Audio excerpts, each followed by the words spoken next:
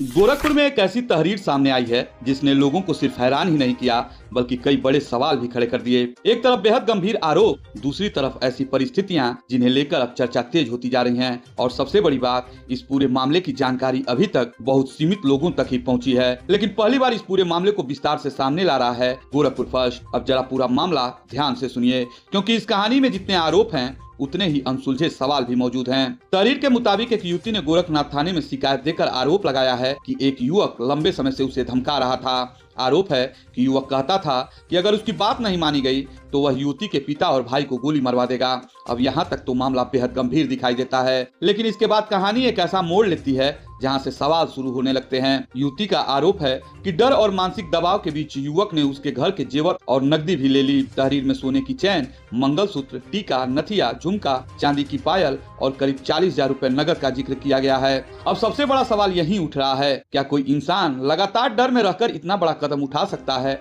या फिर कहानी में कुछ ऐसी परतें भी हैं जो अभी तक सामने नहीं आई। और यहीं से शुरू होती है इस मामले की असली बहस। अगर मामला इतना गंभीर था तो शिकायत पहले क्यों नहीं हुई? कुछ लोग कह रहे हैं कि डर इंसान को लंबे समय तक चुप करा देता है, जबकि कुछ लोगों को पूरी कहानी में कई ऐसे हिस्से दिख रहे हैं जो उन्हें सामान्य नहीं लग रहे। लेकिन रुकिए, कहानी का सबसे दिलचस्प पहलू अभी बाकी है। अब कुछ लोग इस पूरे मामले को सिर्फ धमकी तक सीमित नहीं मान रहे, बल्कि इसे भरोसे, निजी बातचीत और रिश्तों के एंगल से भी जोड़कर देख रहे हैं। क्योंकि जब किसी मामले में लंबा समय, लेन देन और लगातार संपर्क जैसी बातें सामने आती हैं तो सवाल अपने आप बढ़ने लगते हैं। अब यहाँ एक बेहद जरूरी बात समझिए, तहरीर में लगाए गए आरोप सीधे सच साबित नहीं हो जाते। उनकी जांच होती है, दोनों पक्षों से पूछताछ भी होती है, कॉल रिकॉर्ड, बातचीत, लेन देन और बाकी तथ्यों को भी देखा जाता है, तब जाकर तस्वीर साफ होती है।